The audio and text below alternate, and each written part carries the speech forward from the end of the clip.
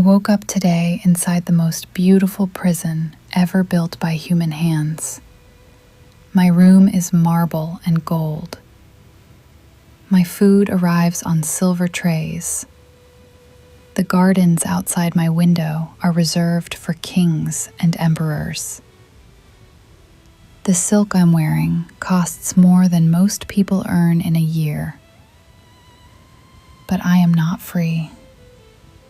I was never free. Welcome to Istanbul, 1550 AD. The Ottoman Empire is at the peak of its power, the most dominant civilization on earth. And I am a concubine inside the harem of Sultan Suleiman the Magnificent. This is not the story they show you in TV dramas. This is what actually happened. Before you understand where I am, you need to understand how I got here, and how hundreds of thousands of women before me got here too. I didn't choose this. Nobody chose this. Most women in the Imperial Harem came from the Caucasus region, modern-day Georgia, Ukraine, and the Balkans. Some were captured during wars. Some were purchased from desperate families who believed, or were told, that sending a daughter to the palace was an honor.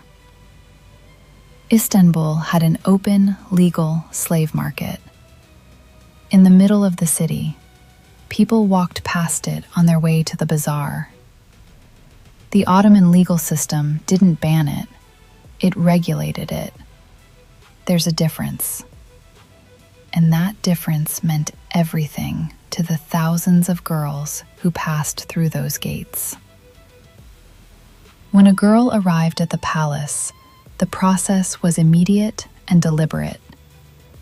She was bathed, redressed, and given a new name. Her old name, her family name, her identity, was taken from her on the first day. My new name was Hürrem. It means the joyful one. I was not joyful. We've all seen the TV version of the harem. Dramatic costumes, poisoned wine, whispered conspiracies in candlelit corridors. And honestly, that part isn't entirely wrong. But the reality was far more complex and far more suffocating. The Imperial Harem of Topkapi Palace wasn't just a collection of rooms. It was a self-contained city within a city. At its peak, it housed over 500 women simultaneously, along with hundreds of eunuch guards, servants, and administrators. And here's the thing most people don't realize. The majority of those 500 women never once met the Sultan. They were born into the system, trained within it, grew old within it, and died within it, without ever seeing the man whose palace they lived in. The harem operated on a strict hierarchical system. At the bottom, the Achemi, the new girl. That was me on day one. You have no status, no privileges, no voice. You begin years of mandatory training.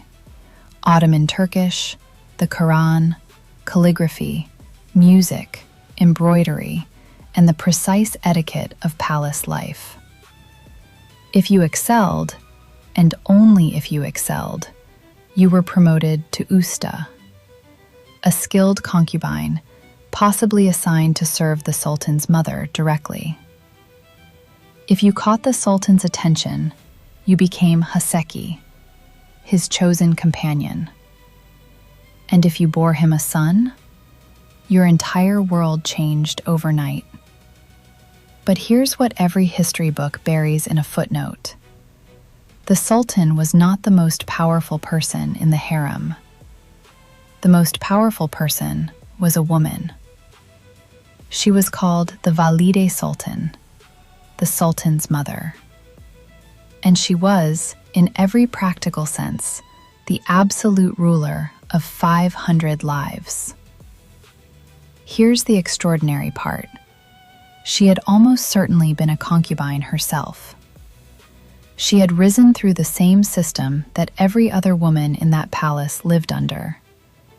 And she had survived it, outlasted it, and eventually commanded it. Nothing moved in the harem without her approval. Promotions, punishments, marriages, alliances, all passed through her. She held more political influence than most of the Sultan's male advisors, and she knew it. The guards, the harem eunuchs, were another layer of this system. They were almost exclusively men brought from East Africa, enslaved themselves, and assigned to guard women who were also enslaved. A system of captives, guarding captives, under the command of a former captive. This was the architecture of power that I woke up inside. I want to tell you about the most famous concubine in history. The one who didn't just survive the system, she rewrote it. Her original name was Alexandra Lisovska. She was born in what is now Western Ukraine, in a small town called Rohatin. She was approximately 15 years old when Crimean Tatar raiders attacked her village and took her captive. She arrived at Topkapi Palace as an achemi, the lowest rank. Within 5 years, she had become the most powerful woman in the Ottoman Empire. How? She made Sultan Suleiman marry her. That sentence sounds simple. It was anything but. For 150 years before her, Ottoman law and tradition held that a sultan does not marry a concubine. Ever. The rule was absolute and unquestioned. Alexandra, now called Hürrem, changed that rule. Not through force, but through something the palace had never calculated for. She made herself irreplaceable. She learned Ottoman, Arabic, and Persian. She wrote poetry. She engaged Suleiman intellectually in a court that treated women as decorative. She became, by all surviving accounts, the one person in the empire whose counsel the Sultan genuinely trusted. In 1534, Suleiman married her in an official ceremony. The court was scandalized. Foreign ambassadors reported it home as a sign of instability. His own advisors warned against it. He didn't care. But the cost of that victory was written in blood. The first wife, Mahidevran, was exiled. Suleiman's eldest son, the crown prince, was executed years later, under disputed circumstances that many historians link to Hürrem's political maneuvering. Freedom inside the harem was never free. It always had a price, and someone always paid it. But I am not Hürrem. I am one of the 500. My day starts before sunrise. The harem wakes to the call to prayer, Fajr, the first prayer of the day. There's a routine that doesn't change. Morning prayer, breakfast served in communal halls, then lessons. Music in the morning, embroidery in the afternoon, language drills after that. The days have a rhythm, and the rhythm is designed to leave you no time to think about the world outside. The waiting is the hardest part. Not hunger, not fear, just waiting. For what exactly? You're not sure. Promotion, summons, acknowledgement, aging quietly into irrelevance. The uncertainty becomes its own kind of weight. At night, when the lamps are lit and the corridors go quiet, a servant sometimes appears at someone's door. She doesn't say anything. She doesn't need to. Everyone knows what it means. Tonight, no one came to my door. Tomorrow, I don't know. There were exactly 3 ways out of the harem with your dignity intact. First, you could be granted your freedom. The Sultan had the legal right to manumit any concubine. Some were freed and married off to Ottoman officials and governors, a political tool, a reward for loyal service. Second, you could outlive your usefulness and be quietly retired to the old palace, a separate building where aging concubines lived out their days away from the center of power. Third, if you were extraordinary, if you were Hürrem, you rewrote the rules entirely. Some women who were freed later described their experience. Their accounts, preserved in fragments and translated over centuries, share a strange detail. Many of them said that walking out of the palace gates felt not like liberation, but like falling.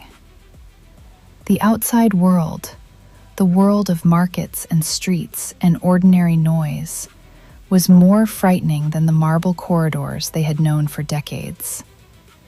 Freedom, if you've never been taught how to use it, doesn't always feel like freedom. That might be the most honest thing history has preserved about this place.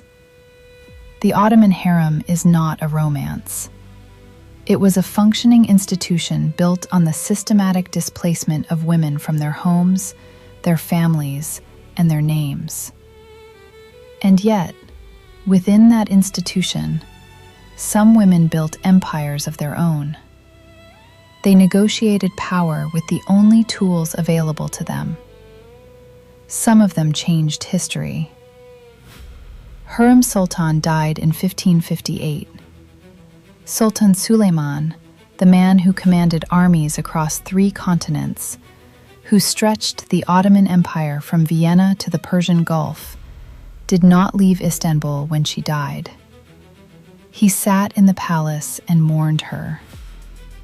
The most powerful man in the world grieved a girl who had been captured from a Ukrainian village in her early teens.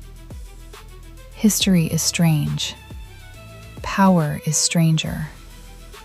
And the women who lived inside these walls were stranger and stronger than any drama has ever given them credit for. Next time, subscribe and tell me, where do you want to wake up?